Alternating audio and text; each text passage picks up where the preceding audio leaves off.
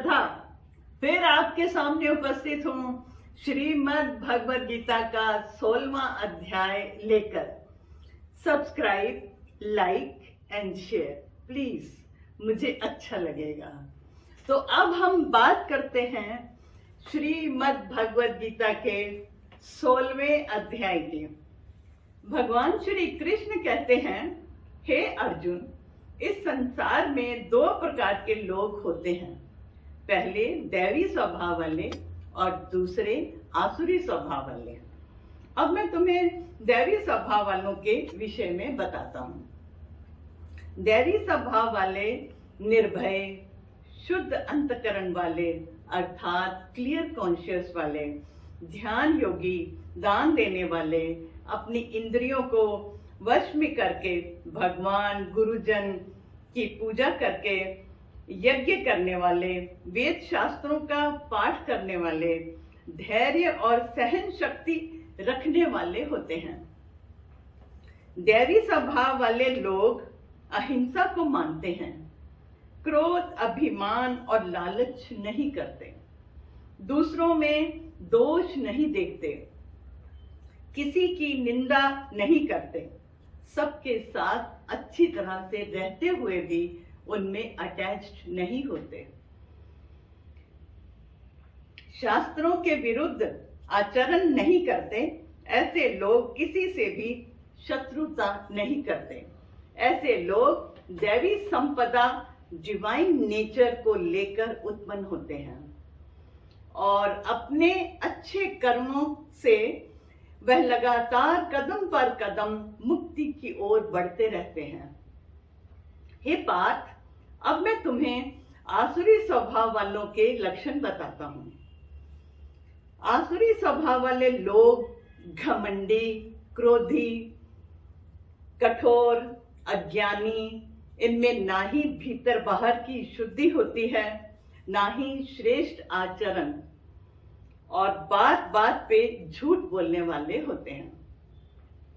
आसुरी स्वभाव वाले लोग भौतिकवादिता अर्थात मैटेरियलिस्टिक होते हैं।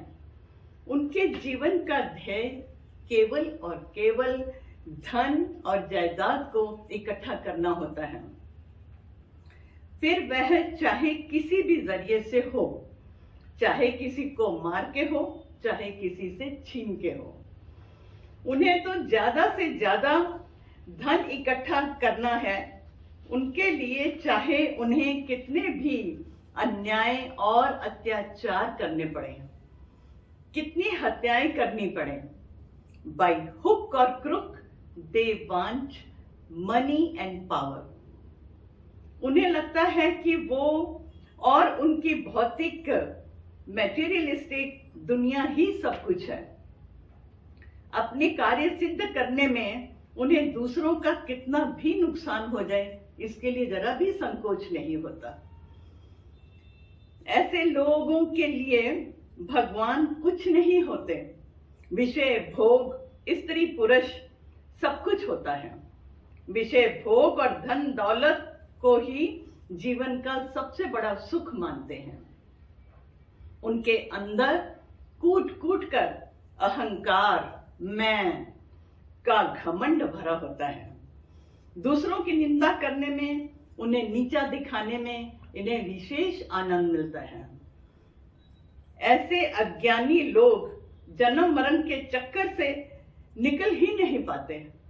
उन्हें किसी में ईश्वर दिखाई ही नहीं देता। ऐसे लोग दान भी देते हैं तो अपने आप को बड़ा दिखाने के लिए। ऐसे पाप कर्म करने वाले लोग पशु, पक्षी, कीट आदि निचले जन्मों में जन्म लेते हैं। श्री कृष्ण कहते हैं, हे अर्जुन, काम, क्रोध और लोभ ये तीनों ही नरक के द्वार हैं।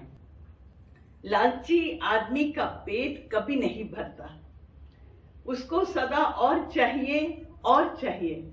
उसके अंदर कभी न खत्म होने वाली भूख होती है। भगवान श्री कृष्ण कहते हैं, हे अर्जुन, तुम चिंता मत करो, तुम दैवी संपदा को लेकर उत्पन्न हुए हो। तुम शास्त्र को प्रमाण मानकर अपने कर्म करो तो तुम्हारा कल्याण होगा। अब इस अध्याय के अनुभव।